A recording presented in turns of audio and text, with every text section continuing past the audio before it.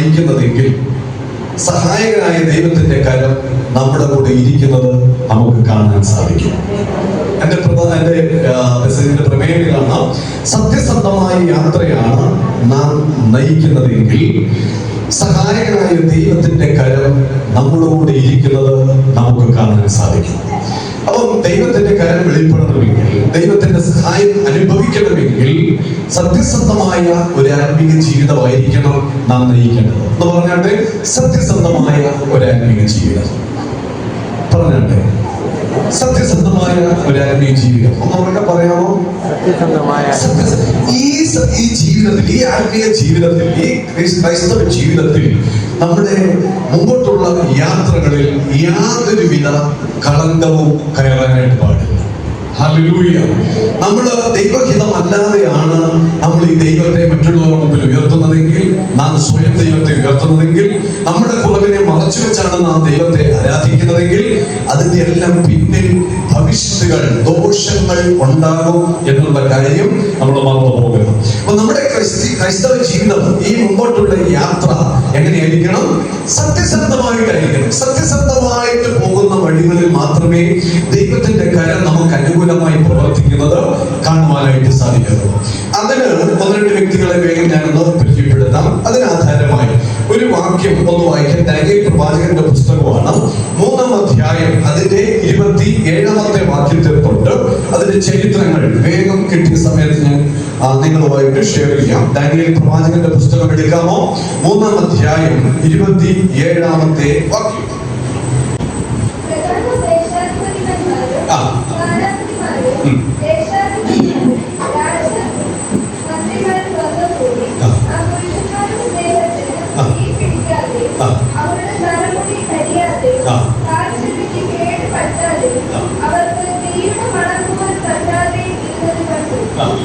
ഇവിടെ എന്നെ ചിന്തിപ്പിച്ച ഒരു കാര്യം ഇതാണ്.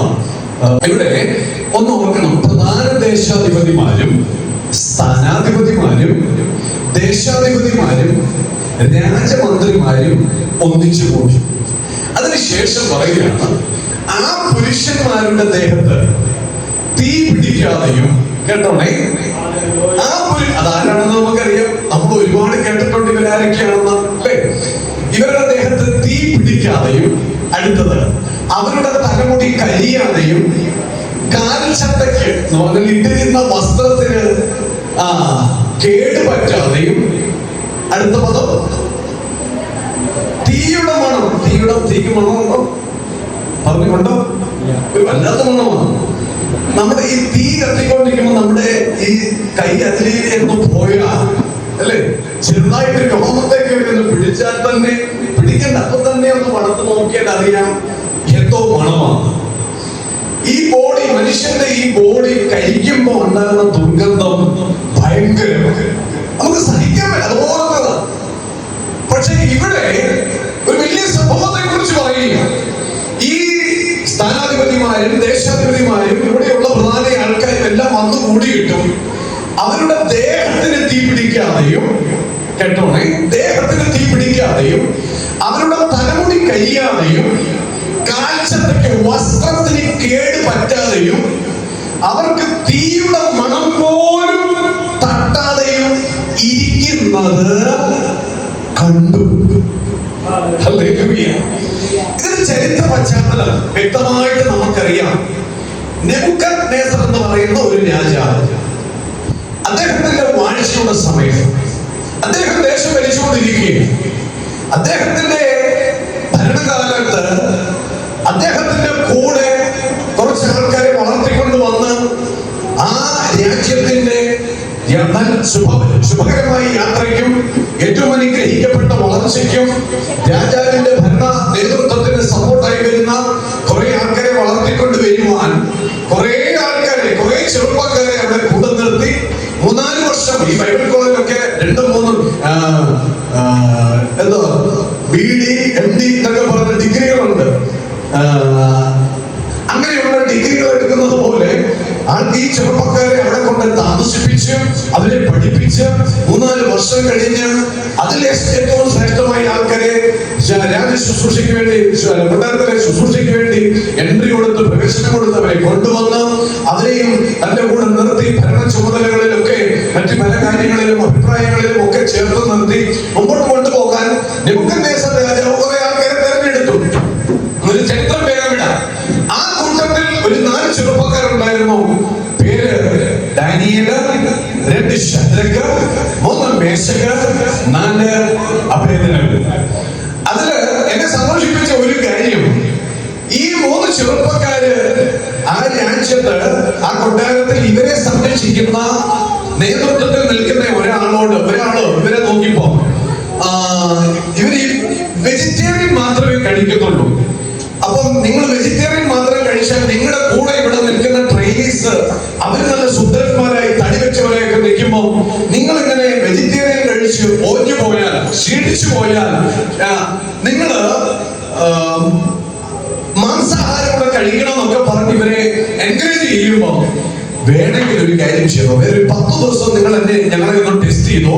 10 ദിവസം ഞങ്ങൾ വെജിറ്റേറിയൻ തന്നെ കഴിക്കും. മറ്റുള്ളവരും ഞങ്ങളുമായിട്ടുള്ള ആ സാമ്യം, വളർച്ച, എന്തെങ്കിലും വ്യത്യാസം ഉണ്ടെങ്കിൽ നിങ്ങൾ പറയുന്നത് അനുസരിക്കാം എന്ന് പറഞ്ഞ് ഇവര് ഒരു തീരുമാനം എടുക്കുകയും ഒരു 10 ദിവസം വെജിറ്റേറിയൻ കഴിച്ചിട്ട് മറ്റുള്ളവരെക്കാൾ സുന്ദരന്മാരും ആരോഗ്യവാന്മാരും ഒക്കെ ആയി മാറിക്കഴിഞ്ഞപ്പോൾ പിന്നെ വെജിറ്റേറിയൻ കഴിക്കാനുള്ള പെർമിഷൻ കൊടുത്തിട്ട് സസ്യാഹാരം മാത്രം കഴിച്ച് ഈ ദാനിയേലും ശദ്രക്കും മേശക്കും അബേദ്നെഗോവും അവിടെ നിൽക്കുന്ന ഒരു സമയം ഞാൻ ആ ഭാഗം വിടുന്നില്ല.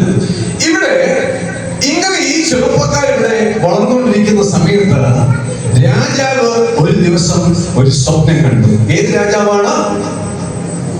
നെബൂഖദ്നേസർ രാജാവ്. ദാനിയേലിനെ സിംഹത്തിന്റെ ഗുഹയ്ക്കകത്തിന്റെ രാജാവായ ദാനിയേൽ കണ്ടോ? ഓക്കെ, ഈ നെബൂഖദ്നേസർ രാജാവ് ഒരു സ്വപ്നം കണ്ടു. താൻ കണ്ട സ്വപ്നം അജാനബാഹുവായ ഒരു വിഗ്രഹം. ആ വിഗ്രഹത്തെ കുറിച്ചുള്ള, എങ്ങനെയാണ് അതിന്റെ തല, ചെസ്റ്റ്, കയ്യ്, വയറ്, താഴത്തുള്ള തൊടുഭാഗം, കാല്, പാദം, ഇതെല്ലാം ഓരോ ലോഹം കൊണ്ടും മണ്ണുകൊണ്ടും ഒക്കെ ഉണ്ടായിരിക്കുന്ന ആ ഭാഗം മുഴുവനും താൻ കണ്ടു. ഒരു സുപ്രഭാതത്തിൽ ഇതെല്ലാം കണ്ടു കഴിഞ്ഞിട്ട് പെട്ടെന്ന് രാജാവ് ഈ കണ്ട സ്വപ്നം എന്ത് ചെയ്തു? മറന്നുപോയി.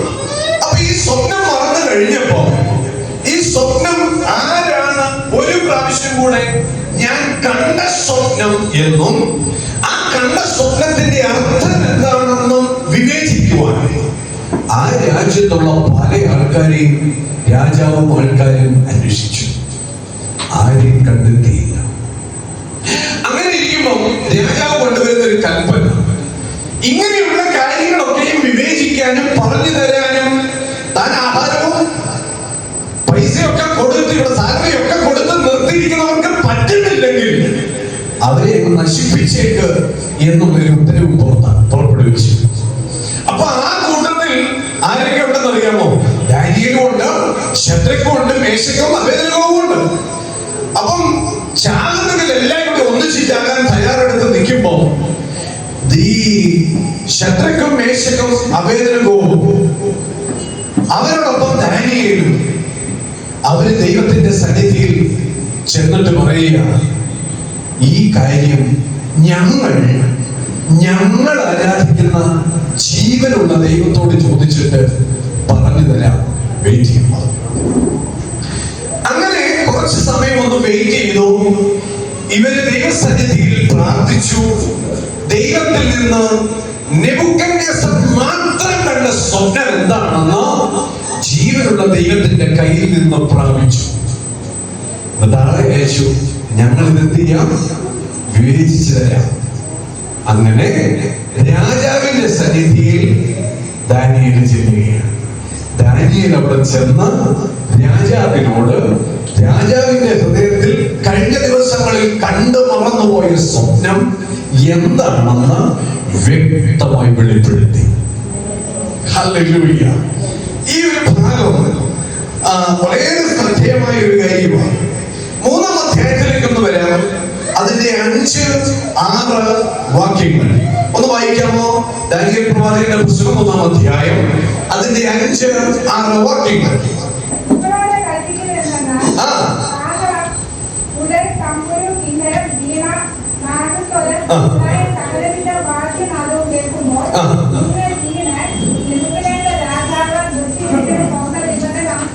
ഓക്കെ, ഞാൻ 1 തൊട്ടൊന്ന് വരാമോ? 1 തൊട്ട് വായിച്ച് 3-1 മുതൽ താഴോട്ട് കേട്ടോളൂ. ഇതിന്റെ ഭാഗം ഒന്ന് മനസ്സിലാക്കുന്നത് നല്ലതാണ്.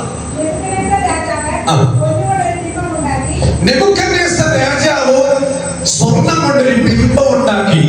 അടുത്തത് അതിന്റെ ഉയരം 60 മുഴവും വണ്ണം 6 മുഴവുമായിരുന്നു. അവൻ അതിനെ ബാബേൽ സംസ്ഥാനത്ത് ദുരാസമഭൂമിയിൽ നിർത്തി. നെബൂഖദ്നേസർ രാജാവ് പ്രധാന ദേശാധിപന്മാരും സ്ഥാനാധിപന്മാരും ദേശാധിപന്മാരും ന്യായാധിപന്മാരും ഭണ്ഡാര വിചാരകന്മാരും മന്ത്രിമാരും നഗരാധിപന്മാരും സകല സംസ്ഥാന പാലകന്മാരും നെബൂഖദ്നേസർ രാജാവ് നിർത്തിയ ബിംബത്തിന്റെ പ്രതിഷ്ഠയ്ക്ക് വന്നു മുഴുവൻ ആളയച്ചു.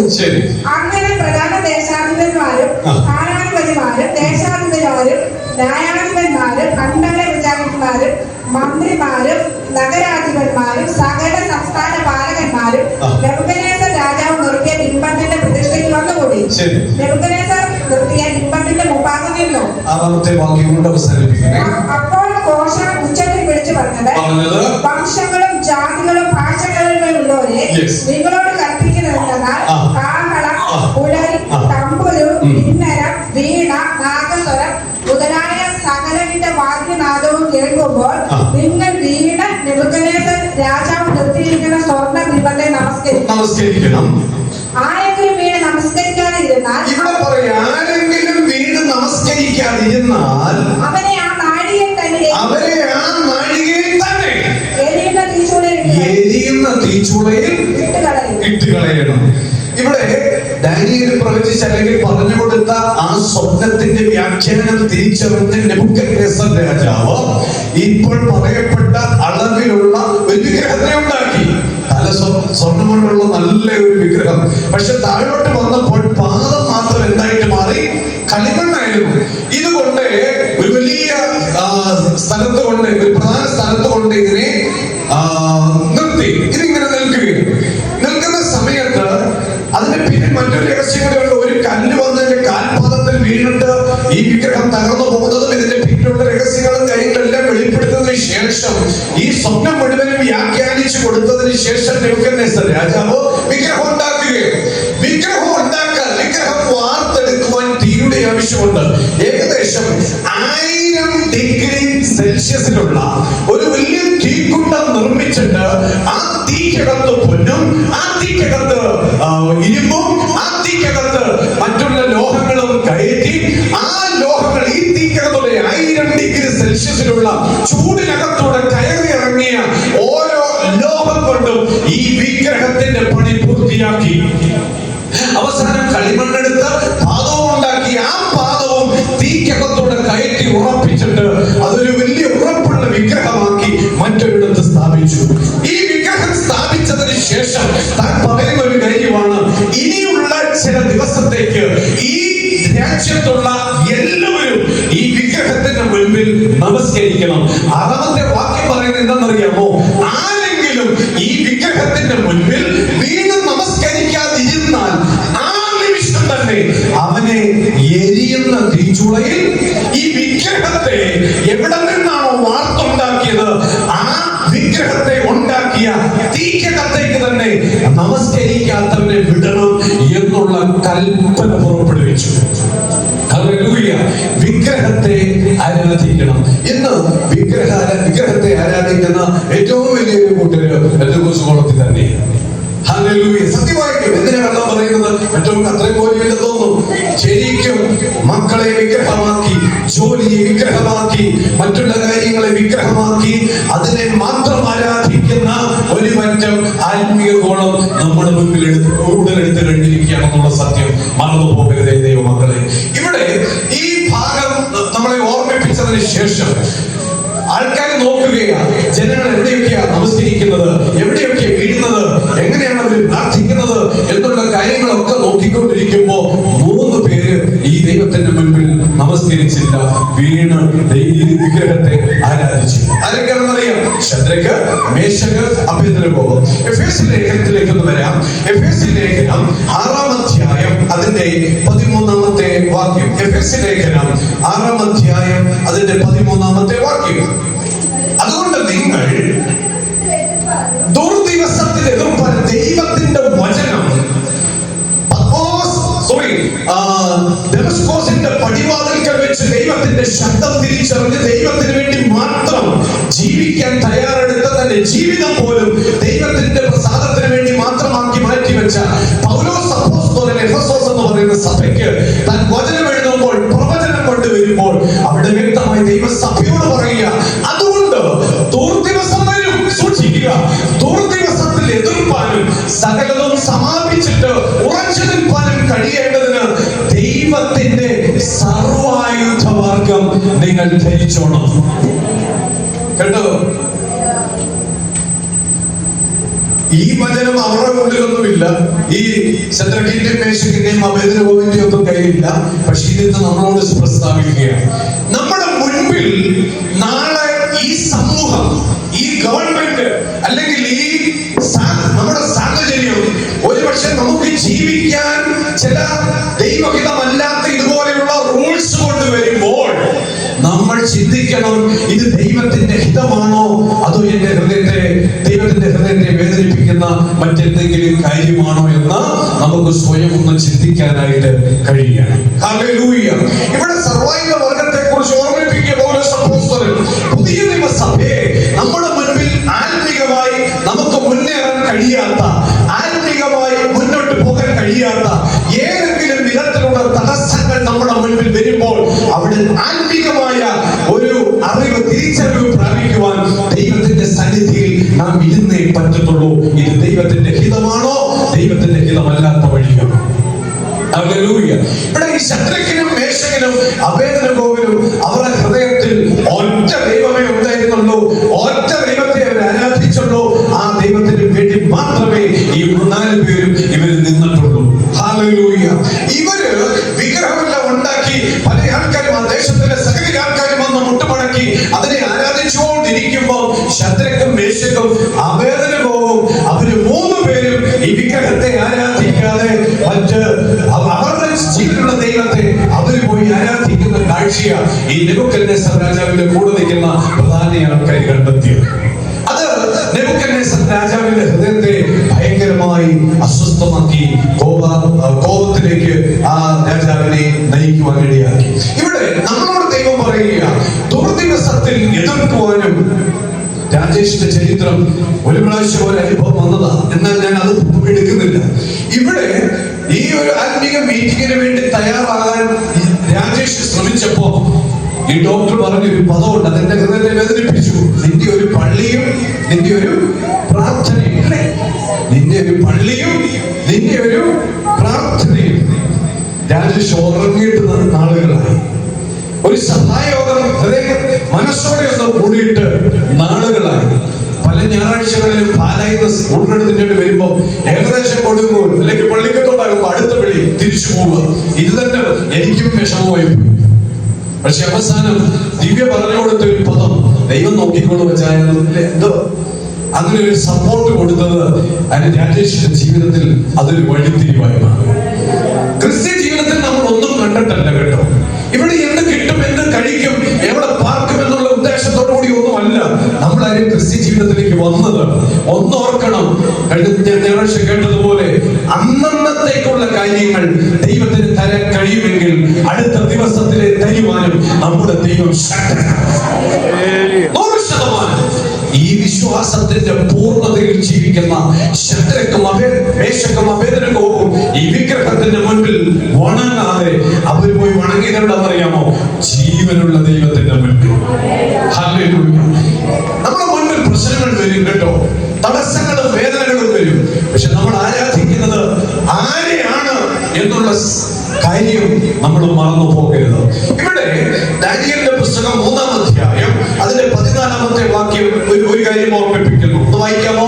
ദാനിയേൽ പ്രവാചകന്റെ പുസ്തകം 3-ാം അധ്യായം അതിന്റെ 14-ാമത്തെ വാക്യം. നെബൂഖദ്നേസർ രാജാവ് അവരോട് കൽപ്പിച്ചത്, ശദ്രക്ക്, മേശക്ക്, അബേദ്നെഗോവേ, നിങ്ങൾ എന്റെ ദേവന്മാരെ സേവിക്കുകയോ ഞാൻ നിർത്തിയ സ്വന്തം ബിംബത്തെ നമസ്കരിക്കുകയോ ചെയ്യുന്നില്ല എന്നുള്ളത് സത്യം തന്നെയോ? ഹല്ലേലൂയ. കേട്ടോ, അടുത്ത ദിവസങ്ങളിൽ കേട്ടോ, ഓർത്തോണം. ഇനി മുമ്പോട്ടൊക്കെ ഉള്ള സമയങ്ങളിൽ റേഷൻ കാർഡിലൊക്കെ പോകുമ്പോൾ റേഷൻ കാർഡൊന്നും വേണ്ട. ഒന്നുകിൽ നമ്മുടെ നെറ്റിമേൽ പതിപ്പിക്കുന്ന ചിപ്പ്, അല്ലെങ്കിൽ കൈപ്പത്തിയിൽ പതിപ്പിക്കുന്ന ചിപ്പ്. ATM കൗണ്ടറിലൊക്കെ ചെല്ലുമ്പോൾ ഈ കാർഡ് എടുത്ത നെറ്റ് കാണിച്ചാൽ മതി കേട്ടോ. സംഭവങ്ങൾ വരാൻ പോവാ, മാറിയില്ലേ? www. കേറാത്ത ഒരു വെബ്സൈറ്റും ഇല്ല. ഗ്രീക്കിൽ 6 അക്ഷരം 6 www. ഒത്തിരി അർത്ഥങ്ങളിൽ നിന്നുണ്ട്. 666 ചിപ്പ് കയറി. ഇപ്പതാ പുതിയ ഫോണിനകത്ത് ഒരു ആപ്പ് ഇറങ്ങിയിട്ടുണ്ട്. അതിനകത്ത് ഈ ഫോട്ടോ എടുക്കാനുള്ള ഒരു കാര്യമുണ്ട്. ആ ആപ്പിൽ കൂടി ഒരു മനുഷ്യന്റെ, രാജേഷിന്റെ ഫോട്ടോ എടുക്കുകയാണെങ്കിൽ രാജേഷിന്റെ അച്ഛന്റെ പേരും അതിനകത്ത് കിട്ടും, അവരുടെ ഡീറ്റെയിൽ കിട്ടും, രാജേഷിന്റെ ഫുൾ അഡ്രസ് കിട്ടും, രാജേഷ് ഏതെല്ലാം ബാങ്കിൽ അക്കൗണ്ട് ഹോൾഡർ ആണെന്ന് കിട്ടും, രാജേഷ് ഏതെല്ലാം വഴി സാമ്പത്തികം ഉണ്ടാക്കുന്നുണ്ട്, കളയുന്നുണ്ട്, ഇതെല്ലാം അറിയാൻ പറ്റും. രാജേഷ് ഇപ്പൊ എവിടെ വന്നിരിക്കുന്നതെന്ന് പറയാം. ഇതെല്ലാം വലിയ നമ്മുടെ മുൻപിൽ വരികയാണ്. പക്ഷെ കാലങ്ങൾ ഇങ്ങനെ പോയിക്കൊണ്ടിരിക്കും. നമ്മൾ ആരാധിക്കുന്ന ദൈവം ആരാണെന്നുള്ള തിരിച്ചറിവ് നമ്മുടെ ഉള്ളിൽ നിന്ന് മറന്നു പോകരുത്. നെബൂഖദ്നേസർ രാജാവ് അറിഞ്ഞിട്ട് ഇവരോട് വന്ന് ചോദിക്കുക, ഈ ശദ്രക്ക്, മേശക്ക്, അബേദ്നെഗോവേ, നിങ്ങൾ എന്റെ ദേവന്മാരെ സേവിക്കുകയോ ഞാൻ നിർത്തി സ്വന്തം ബിംബത്തെ നമസ്കരിക്കുകയോ ചെയ്യുന്നില്ല എന്നുള്ള കാര്യം അത് നേരാണോ? ശരിയാണ്. ഫിലിപ്പിയ ലേഖനത്തിലേക്ക് നമ്മുടെ ശ്രദ്ധയെ കൊണ്ടുവരാൻ 2-ാം അധ്യായം 10-11 വാക്യങ്ങൾ ഞാൻ ഇതിനെ കോട്ട് ചെയ്ത് അങ്ങോട്ട് ഇങ്ങോട്ട് ഒന്നും ചേർത്ത് പറയുകയാണ്. ഫിലിപ്പിയ ലേഖനം 2-ാം അധ്യായം അതിന്റെ 10-11 വാക്യങ്ങൾ. അങ്ങനെ യേശുവിന്റെ നാമത്തിൽ സ്വർലോകരുടെയും ഭൂലോകരുടെയും അധോലോകരുടെയും മുഴങ്കാലൊക്കെയും എവിടെ മടങ്ങും? എവിടെ നിന്ന് മടങ്ങും? യേശു കർത്താവിന്റെ. അതല്ലേ എവിടെയാണ് നമ്മുടെ മുട്ട് മടക്കേണ്ടത്? നമ്മുടെ മുട്ട് മടക്കേണ്ടത് സർവശക്തനായ ദൈവത്തിന്റെ മുൻപിലാണ്. നമ്മുടെ മുട്ട് മടക്കേണ്ടത് കാൽവരി ക്രൂശിൽ നമുക്ക് വേണ്ടി അവസാനത്തുള്ളി രക്തവും മുറ്റിയ സർവശക്തനായ യേശു കർത്താവിന്റെ മുൻപിലാണ്. ഓർത്തോണം, ജാതികളുടെ ദൈവത്തിന്റെ മുൻപിൽ പോയി കെഞ്ചാനോ മുട്ടുമടക്കാനോ അല്ല ദൈവസഭയെ എന്നെയും നിന്നെ ദൈവം വിളിച്ചിരിക്കുന്നത്.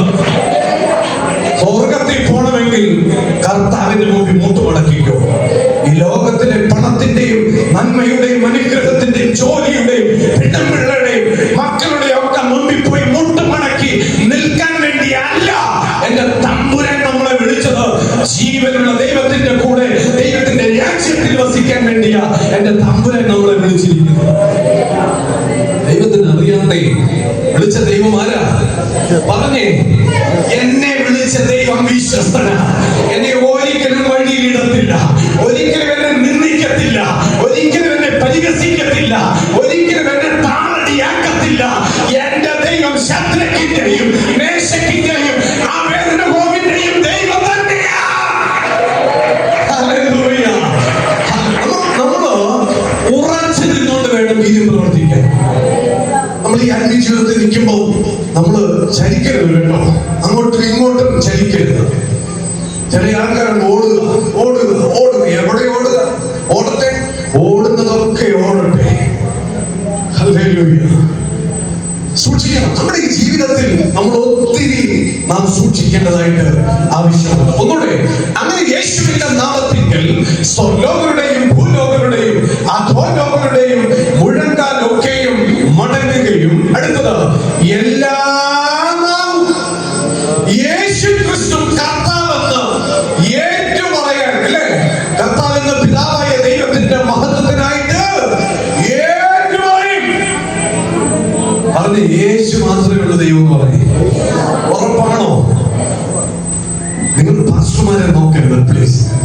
കേട്ടോ. അവർ വിളിക്കുവോ വിളിക്കാതിരിക്കുവോ, വിസിറ്റിങ്ങിന് വരുവോ വരാതിരിക്കുവോ. ചില വീടുകളിലൊക്കെ ഞാൻ വിസിറ്റിങ്ങിന് പോയിട്ട് നാളുകളാണ്. 3-4 സഭയെ വിശ്വസ്തരാണ്. ഞാൻ ദൈവത്തിന് നന്ദി പറയും. ദൈവത്തിന് നന്ദി പറയും. ചില വീടുകളിലൊക്കെ പോയിട്ട് ഞാൻ മാസങ്ങൾ കഴിഞ്ഞു. മനുഷ്യനെ നോക്കരുതേ. നമ്മുടെ നോട്ടം എവിടെ ആയിരിക്കണം? നമ്മുടെ നോട്ടം ക്രിസ്തുവിൽ. കേട്ടോ, നമ്മുടെ നോട്ടം കർത്താവിന് കൊടുക്കുന്നത് കൊടുത്തിട്ട് മതി. നമ്മുടെ ആത്മീയ ജീവിതത്തിൽ മറ്റെന്തും പറഞ്ഞേ, കർത്താവിന് കൊടുത്തിട്ട് മതി മറ്റെന്തും, അത് മതി നമ്മുടെ ജീവിതത്തിൽ. ഹല്ലേലൂയ. ദൈവം നമ്മളെ അനുഗ്രഹിക്കട്ടെ. ഇവിടെ ഓർക്കണം, ദാനിയേലിന്റെ പുസ്തകത്തിലേക്ക് വീണ്ടും നമ്മൾ തിരിച്ചു വേഗം കയറി വരികയാണ്. 14-ാമത്തെ വാക്യം ഒന്ന് എടുത്തേ. ദാനിയേൽ 3:14 എടുത്തേ. 14. മോളെ എന്റെ കൂടെ വരണേ. കൽപ്പിച്ചത് വായിച്ചു.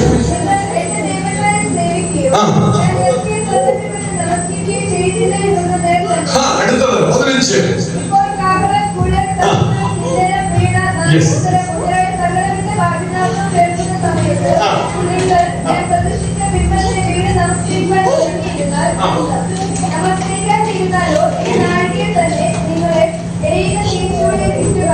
എരിയുന്ന തീച്ചൂളയിൽ ബിംബത്തെ പുറത്തോട്ട് കൊണ്ടുവന്നില്ലേ? അതൊരു തീക്കകത്തൊന്ന്. അവിടേക്ക് നിങ്ങൾ എന്ത് ചെയ്യാൻ പോവാ? പേടിയുണ്ടോ? പേടിയുണ്ടോ? അയ്യോ, ഞാൻ നിങ്ങളുടെ പാർട്ടി ചേർന്നാക്കായി ഓടുവോ? പറഞ്ഞേ, ഓടരുത്. പോണം അങ്ങല്ലേ. ഞങ്ങൾ കഴിഞ്ഞ ദിവസം കേട്ടു, യാക്കോബിനെ എന്ത് ചെയ്തു? തലയറുത്ത് കൊന്നു അല്ലേ? കേട്ടു. കേൾക്കാത്തോണ്ട് അറിയാം. പത്രോസ് 2 പേരുടെ നടുക്ക് കിടന്ന്, 2 കാവൽക്കാരുടെ നടുക്ക് കിടന്ന് സുഖമായിട്ട് ഓർമ്മ കേട്ടോ. അതിന്റെ കാരണം എന്താ? ഞാനിങ്ങനെ ചിന്തിച്ചു, ഏതായാലും ചാകാനായി ഇറങ്ങിയത്. ദൈവരാജ്യത്തിൽ പോകണമെങ്കിൽ ഉപദ്രവം അനുഭവിച്ചേ പറ്റത്തുള്ളൂ. ഇവിടെ ജീവിക്കണമെങ്കിൽ വല്ല ലോട്ടറി അടിക്കണം. 2 പേരും യാക്കോബിനെ കൊല്ലുന്നത് കണ്ട പത്രോസ് 2 പേരുടെ നടുക്കും സുഖമായിട്ട് കിടന്നുറങ്ങുക. അപ്പോൾ സർവ്വശ്രദ്ധയോടെ പ്രാർത്ഥന ഞാനൊന്ന് പത്രോസിന് വേണ്ടിയായിരിക്കും എന്നാണ് വിചാരിച്ചത്. പത്രോസിന് വേണ്ടി മാത്രമല്ല, നാളെ ഞങ്ങൾ ഇരിക്കുന്ന ഈ കതകം തല്ലിപ്പൊളിച്ച് യാക്കോബിനെ കൊന്നവര് കയറി വരാം. പക്ഷേ ഞങ്ങളും ജീവിക്കുന്നത് ക്രിസ്തുവിന് വേണ്ടിയാണ്. പത്രോസേ, നീയും യാക്കോബേ, നീയും ഒക്കെ ഈ ഭൂമിയിൽ ജീവൻ കൊടുത്തത് ദൈവത്തിന്റെ രാജ്യത്തിലേക്ക് പോകാനാണെന്ന് ഞങ്ങൾക്കൊരു തിരിച്ചറിവ് കിട്ടി. ഹല്ലേലൂയ. ദൈവമക്കളെ, ഈ ഭൂമിയിൽ ഉപദ്രവങ്ങളും പ്രയാസങ്ങളും ഒക്കെ വരട്ടെ. പക്ഷെ അതിനെ ക്രിസ്തുവിൽ അതിനെ നേരിടാൻ തയ്യാറായ നമുക്ക് മുൻപിൽ വരുന്ന സകല പ്രതിസന്ധിയും ദൈവത്തിന് അറിയാം. വകഞ്ഞു മാറ്റി മുമ്പോട്ട് നമ്മളെ കൊണ്ടുപോകാൻ നമ്മളെ കർത്താവ് ഉപയോഗിക്കും. ഇവിടെ ഒന്ന് വായിച്ചേ. ഞാൻ പ്രതിഷ്ഠിച്ച ബിംബത്തിന് മുൻപിൽ നമസ്കരിക്കാൻ ഒരുങ്ങിയിരുന്നാൽ നമസ്കരിക്കാതിരുന്നാലോ ഈ നാഴികയിൽ തന്നെ നിങ്ങളെ എരിയുന്ന തീച്ചൂളയിലിട്ട് കളയും. എന്നിട്ട് അടുത്തത് മൈക്കൊടുത്തേ. നിങ്ങളെ എന്റെ കയ്യിൽ നിന്ന് വിടുവിക്കുന്ന ദേവൻ ആര്? കേട്ടോ, ഉറങ്ങുന്നവരെ കേട്ടോണം. അടുത്തത് വായിച്ചേ മോളെ. രാജാവിനോട് ഈ കാര്യത്തിൽ ഞങ്ങൾ ആരെ ആരാധിക്കാതിരിക്കുന്നു എന്നുള്ള കാര്യത്തിൽ അത് താങ്കളെ ബോധ്യപ്പെടുത്തേണ്ട കാര്യം ഇപ്പോഴില്ല. അടുത്തത് പദം കേട്ടോണം, മറന്നു പോകരുത്. ഉറങ്ങുന്നവരൊന്ന് ഈ പതിലിക്കുന്നത് ശ്രദ്ധിച്ച് ഈ വാക്യം കേട്ടെ. ഞങ്ങൾ സേവിക്കുന്ന ദൈവത്തിന് ഞങ്ങളെ വിടിവിപ്പാൻ കഴിയുമെങ്കിൽ നീ ഒരുക്കുന്ന ഈ 1000 ഡിഗ്രി സെൽഷ്യസിൽ കത്തിച്ചൊലിക്കുന്ന തീ കൂട്ടത്തിനകത്ത് നിന്ന് ഞങ്ങളുടെ ദൈവത്തിന് ഞങ്ങളെ പുറത്തു കൊണ്ടുവരുവാൻ കഴിയും. ഹല്ലേലൂയ. ഇവിടെ ആ പദം എത്ര ഭയങ്കരമല്ലേ? ഞങ്ങൾ സേവിക്കുന്ന ദൈവത്തിന് ഞങ്ങളെ വിടിവിപ്പാൻ കഴിയുമെങ്കിൽ അവൻ ഞങ്ങളെ എരിയുന്ന തീച്ചൂളയിൽ നിന്നും അടുത്തത് നെബൂഖദ്നേസറേ, നിന്റെ കയ്യിൽ നിന്നും വിടുവിക്കുവാൻ ഞങ്ങൾ ആരാധിക്കുന്ന ദൈവം അവൻ ശക്തനാണ്. ഹല്ലേലൂയ. എത്ര പേര് വിശ്വസിക്കുന്നുണ്ട്? പ്രതിസന്ധികൾ വരട്ടെ,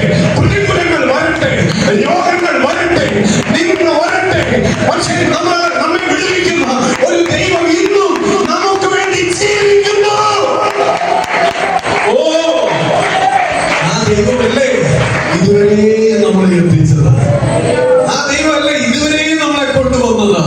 ആ ദൈവത്തിന് അറിയാം ഇനിയും നമ്മളെ മുമ്പോട്ട് നയിക്കുവാൻ. ഹല്ലേലൂയ. എന്താ പറയാ, എന്താ ഇപ്പ ചെയ്യാ, കൃപയെന്നല്ലാതെ എന്നാ പറയാനാണേ. പാടണമെന്നുണ്ടായിരുന്നു. 17-ാമത്തെ വാക്യം, ഞങ്ങളുടെ ദൈവത്തിന് ഞങ്ങളെ തീക്കകത്ത് നിന്നും അടുത്തത് അങ്ങയുടെ കയ്യിൽ നിന്നും വിടിവിപ്പാൻ ഞങ്ങളുടെ ദൈവം ശക്തനാണ്.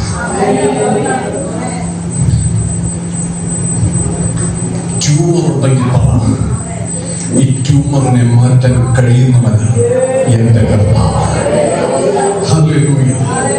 ബോഡിയിൽ എവിടെയെങ്കിലും പെയിനുണ്ടെങ്കിൽ, നിങ്ങളെ കഴിഞ്ഞ നാളുകളായിട്ട് നിങ്ങളെ അസ്വസ്ഥപ്പെടുത്തുന്ന ഏതെങ്കിലും ശാരീരികമായ ബുദ്ധിമുട്ട് നിങ്ങളെ അലട്ടുന്നെങ്കിൽ പറ, എന്റെ കർത്താവിന് ഇത് സൗഖ്യമാക്കാൻ കഴിയും.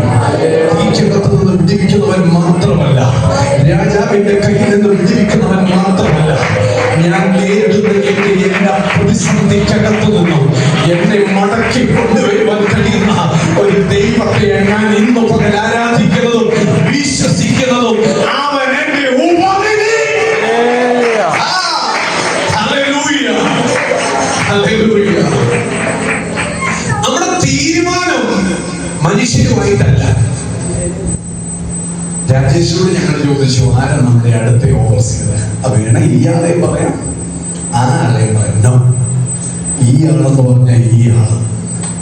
തീരുമാനം നമ്മൾ എങ്ങനെയായിരിക്കണം? ഒറ്റ തീരുമാനം, ഞാനും ദൈവവും മാത്രം. ആരെയും സന്തോഷിപ്പിക്കാനും ആരെയും സുഖിപ്പിക്കാനും ആത്മീയ ജീവിതം നയിക്കരുത്. പിടികിട്ടുന്നുണ്ടോ? ആരെയും എതിർക്കരുത്, സുഖിപ്പിക്കാനും സന്തോഷിപ്പിക്കുവാനും ദൈവത്തെ മാറ്റി നിർത്തിയേക്കരുത്. നമ്മുടെ തീരുമാനം നമ്മളും ദൈവവും മാത്രം. ഹല്ലേലൂയ. ദൈവം അനുഗ്രഹിക്കട്ടെ. ഈ നെബൂഖദ്നേസർ രാജാവ് എന്താ ചെയ്തെന്ന് അറിയാമോ? ദേഷ്യം കയറി. എങ്ങനെ ദേഷ്യം കയറുന്നത്? ഞങ്ങൾ ആരാധിക്കുന്ന ദൈവത്തിന് ഈ തീക്കകത്ത് നിന്നും മാത്രമല്ല, നിന്റെ കയ്യിൽ നിന്നും വിടുവിക്കുവാനും ഞങ്ങളുടെ ദൈവം ശക്തനാണെന്ന് പറഞ്ഞപ്പോ നെബൂഖദ്നേസർ പറയുക, 1000 ഡിഗ്രി സെൽഷ്യസ് തീ പോരാ, 7 മടങ്ങ് കൂട്ടിക്കോ, 7000 മാറ്റി. ഒരു വിഗ്രഹത്തെ വാർത്തുണ്ടാക്കാൻ 1000 ഡിഗ്രി സെൽഷ്യസ് ചൂട് മതിയായിരുന്നെങ്കിൽ ദൈവഭക്തനെ കരിക്കാൻ നെബൂഖദ്നേസർ പറയുക, അവൻ 7000 ഡിഗ്രിയുടെ ചൂട് അങ്ങോട്ട് കൂട്ടാൻ പറഞ്ഞു. കൂടെ നിൽക്കുന്നവർ കണ്ട് സന്തോഷിച്ചു. അവരൊന്നിച്ച് തീയുടെ ആക്കം കൂട്ടി, അതിന്റെ തീയുടെ കനം കൂട്ടി, അതിന്റെ പവർ കൂട്ടി, 7000 ആക്കി. പറഞ്ഞു, എന്നെ നമസ്കരിക്കാത്ത, നമ്മുടെ വിഗ്രഹത്തെ നമസ്കരിക്കാത്ത ഈ ശത്രുക്കിനെയും മേശക്കിനെയും അഭേദനഗോപനെയും പിടിച്ച് തീക്കകത്തേക്ക് ഇടാൻ പറഞ്ഞു. ആ ചില ആൾക്കാർ വന്ന് ശത്രുക്കിന്റെ കൈക്കും കാലിനും പിടിച്ച് തൂക്കി എറിയാൻ ശ്രമിച്ചപ്പോൾ എറിയാൻ വന്നവർ തീയുടെ ചൂട് കൊണ്ട് കരിഞ്ഞു പോയെങ്കിൽ, ദൈവത്തിന്റെ മക്കളെ, നമ്മളെ നടത്തുവാൻ കഴിയുന്ന ദൈവത്തെ ആരാധിക്കുന്ന ദൈവത്തിന്റെ പൈതലെ, നിനക്കെതിരായി ഒരായുധവും ഫലിക്കുന്നില്ല. ഹല്ലേലൂയ. എരിയുന്ന തീച്ചൂളക്കകത്തേക്ക് 3 പേരെയും വലിച്ചെറിഞ്ഞു. നെബൂഖദ്നേസർ കാണുന്ന കാഴ്ച എന്താണെന്നറിയാമോ? ഈ 7000 മടങ്ങ് ചൂടിൽ കത്തിച്ചൊലിക്കുന്ന തീക്കകത്ത് ഈ ശത്രുക്ക് മാത്രമല്ല, മേശക്ക് മാത്രമല്ല, അഭേദനഗോപം മാത്രമല്ല, അവരുടെ കൂടെ അവരെ സംരക്ഷിക്കുവാൻ ദൈവത്തിന്റെ ദൂതൻ എന്ന മാതിരി ഒരുവൻ ഇറങ്ങി വന്നു. ഹല്ലേലൂയ. അവന്റെ പേര് ഇന്ന് മുതൽ ഞാൻ പ്രഖ്യാപിക്കാം. അവൻ യേശു കർത്താവ്. അവൻ സർവശക്തനായ ദൈവമാ, നമ്മുടെ പിതാവാ. നമുക്ക് വേണ്ടി മാത്രം ഭൂമിയിലേക്ക് ഇറങ്ങി വന്ന, നമ്മുടെ രക്ഷയ്ക്ക് വേണ്ടി, നമ്മുടെ വിടുതലിന് വേണ്ടി ഇറങ്ങി വന്ന യേശുവാ. ഹല്ലേലൂയ. നമ്മുടെ വിശ്വാസം ക്രിസ്തുവിലോട്ട്. നമ്മുടെ ദൈവം ആരാണ്? നമ്മുടെ ആ ദൈവത്തിന്റെ വലിപ്പം, നമ്മുടെ ആ ദൈവത്തെ കുറിച്ചുള്ള കാഴ്ചപ്പാട് നമ്മുടെ ഹൃദയത്തിന്റെ ഉള്ളിൽ വളരണം. അല്ലെങ്കിൽ നമ്മൾ വീണ്ടും ദൈവം ആരാണെന്ന് തിരിച്ചറിയാൻ ദൈവത്തിന്റെ വചനത്തെ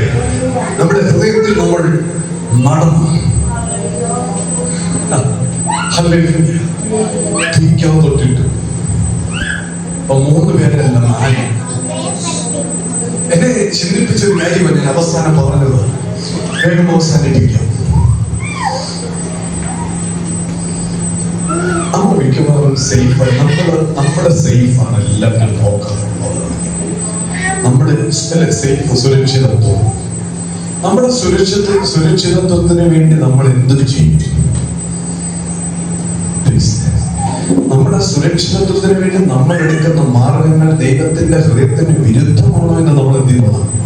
ചിന്തിക്കുന്നത് എപ്പോഴും നല്ലത്. സേഫ് വേണം അല്ലേ? നമുക്കൊരു സേഫ്റ്റി വേണം. പക്ഷെ ദൈവത്തിന്റെ ഹൃദയത്തിന്റെ ഓപ്പോസിറ്റ് ആണെങ്കിൽ അത് നാളെ വലിയ പ്രശ്നങ്ങൾ. അതാ ഞാൻ ഇതിന് തുടക്കം കൊണ്ടുവന്നു. സത്യസന്ധമായ യാത്രയാണ് നാം നയിക്കുന്നതെങ്കിൽ സർവശക്തനായ ദൈവത്തിന്റെ കരം നമ്മുടെ കൂടെ ഇരിക്കുന്നത് നമുക്ക് എന്ത് ചെയ്യാൻ പറ്റും? കാണാൻ പറ്റും. അത് മരുഭൂമിയിലാണെങ്കിലും കാണാൻ പറ്റും. ഒന്നുമില്ലാത്തതാണെങ്കിലും കാണാൻ പറ്റും. പൊട്ട കാണാമെങ്കിൽ ഈ ദൈവത്തിന്റെ കരം നമുക്ക് വേണ്ടി വെളിപ്പെടുന്നത് നമുക്ക് കാണാനായിട്ട് പറ്റും. ഹല്ലേലൂയ. നമ്മളെപ്പോഴും നമ്മൾ സേഫ് ആകാനായിട്ട് നമ്മൾ സ്വയം ശ്രമിക്കാറുണ്ട്. 20-ാമത്തെ വാക്യം.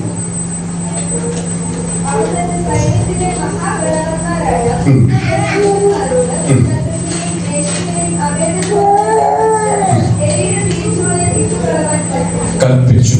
കേട്ടോണേ, വേറെ പരിപാടി തീർന്നു. കൽപ്പിച്ചു. 24-25.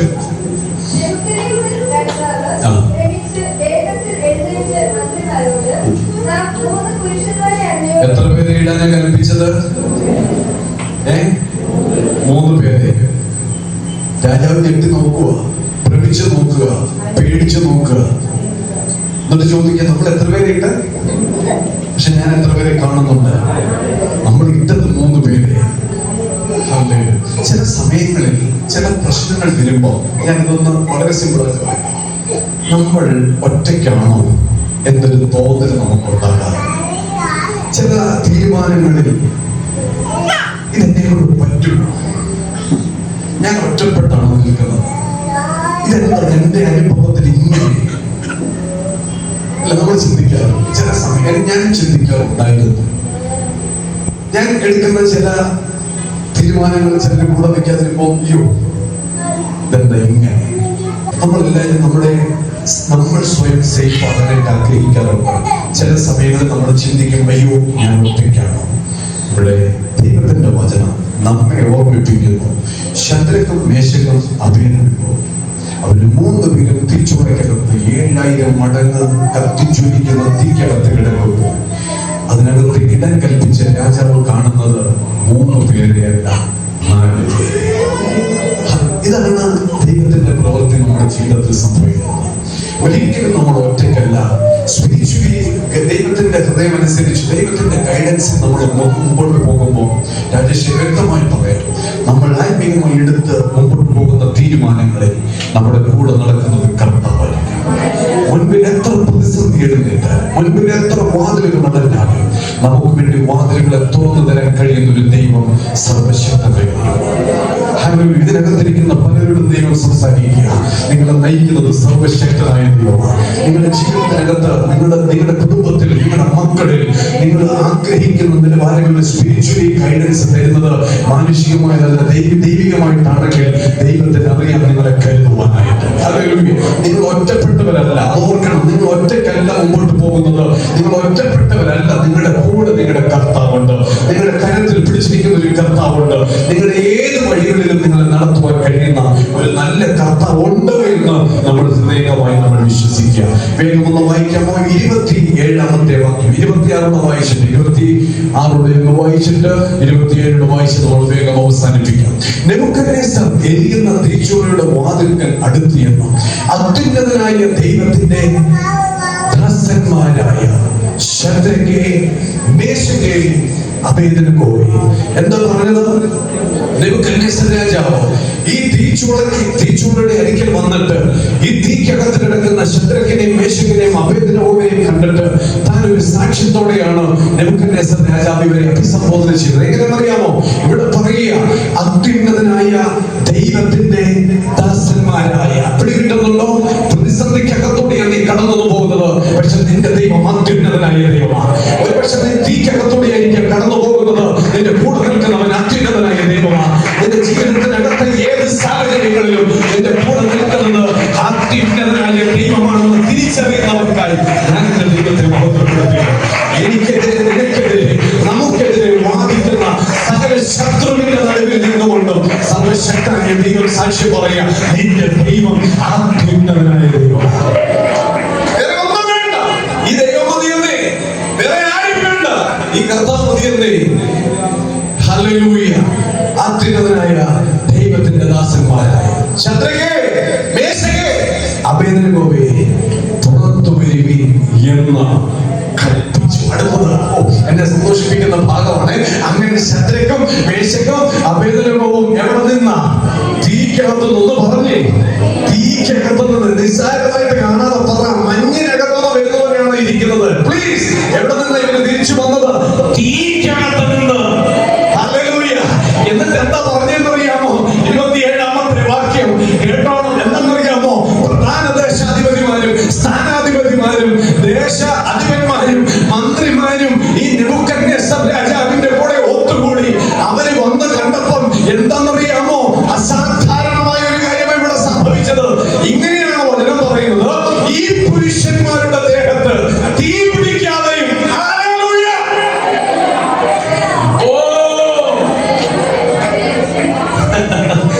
ഒരു തടിക്കഷ്ണം ഇട്ടാൽ ആ സെക്കൻഡിൽ ഇതിനകത്ത് ഒഴുകി പോകും. പക്ഷേ ദൈവത്തിന്റെ ദാസന്മാരെ തീക്കകത്തോട്ടിട്ടപ്പോൾ അവര് തിരിച്ച് കുറച്ചുകൂടെ ആരോഗ്യമുള്ളവന്മാരായിട്ട് കയറി വന്നു. അവരുടെ ദേഹത്തിന് തീ പിടിക്കാതെയും. രണ്ടാമത്, അവരുടെ തലമുടി, പിന്നെ തീയുടെ സൈഡിൽ കൂടെ പോയാൽ മതി. ഇത് ഉരുകുന്നത് ഞാനനുഭവസ്ഥന. തീക്കകത്ത് കൈയൊന്നും വെച്ചു കൊടുക്കണ്ട, അടുത്തോടെ പോയാൽ മതി. രോമകുത്തുകൾ ഉരുകി മാറുന്നത് കാണാൻ പറ്റും. പക്ഷെ ഇവന്മാരുടെ ഉണ്ടല്ലോ, ഈ 3 പേരുടെ ശരീരത്തിലെ രോമത്തിന്റെ ഒരറ്റത്ത് പോലും ഈ തീക്ക് തൊടാൻ കഴിഞ്ഞില്ല എന്ന് ദൈവത്തിന്റെ വചനം നമ്മളെ പഠിപ്പിക്കുന്നെങ്കിൽ നമ്മെ സുരക്ഷിതമായി നയിക്കുവാൻ കഴിയുന്ന ഈ ദൈവത്തിന്റെ മഹത്വത്തിലേക്ക്. ഹല്ലേലൂയ. അവരുടെ ശരീരത്തിന് തീ പിടിക്കാതെയും തലമുടി കരിയാതെയും, അടുത്തത് കാൽ ചട്ടയ്ക്ക് കേടുപറ്റാതെയും, അവർക്ക് തീയുടെ മണം എന്ന് പറഞ്ഞേ, തീയുടെ മണം, ഒരു അസഹ്യതയും ഒരു ദൈവഹിതമല്ലാത്തതുമായ ഒരു മണവും ഇവർക്ക് ഉണ്ടായില്ല. ഹല്ലേലൂയ. നമ്മുടെ ദൈവം ആരാണ്? ഹല്ലേലൂയ. എരിതിയിൽ വീണാലും അവിടെ അല്ല, പിന്നെ വീഴുന്നതോ അല്ലെന്നേ. ഞാൻ എവിടാ വീണിരിക്കുന്നത്? ദൈവത്തിന്റെ കരത്തിലാണ്. ഭൗതികമായ ഒന്നും കാണാൻ പറ്റത്തില്ലായിരിക്കാം, ഭൗതികമായി ഞങ്ങൾക്ക് എടുത്തു പറയാൻ ഒന്നുമില്ലായിരിക്കാം. പക്ഷെ ഞങ്ങൾക്ക് ഒരു ഉറപ്പുണ്ട്, ഞങ്ങൾ അറിയിക്കുന്നത് ദൈവത്തിന്റെ കരങ്ങളിലാണ്.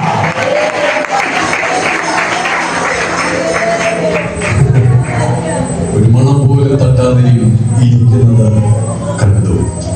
വചനമോ സത്യസന്ധമായ യാത്രയാണ് നാം നയിക്കുന്നതെങ്കിൽ സഹായകന്റെ കരം, സർവശക്തനായ ദൈവത്തിന്റെ കരം നമ്മുടെ കൂടെ ഇരിക്കുന്നത് നമുക്ക് കാണുവാൻ സാധിക്കും.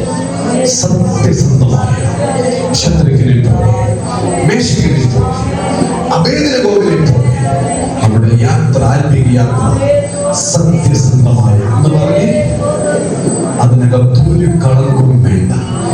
കളങ്കം വെച്ചുകൊണ്ടാണെങ്കിൽ അത് തമ്പുരാനാവുകയാണ്. ദൈവസന്നിധി നമുക്കൊന്ന് ചേർത്തിച്ചു കൊടുക്കാം, നമുക്കൊന്നിച്ച് ദൈവത്തെ മഹത്വപ്പെടുത്താം. ദൈവമേ നിനക്ക് അനുകൂലം, അത് നന്നായി അറിയുന്നു ഞാൻ. ദൈവമേ നിനക്ക് അനുകൂലം, അത് നന്നായി അറിയുന്നു ഞാൻ.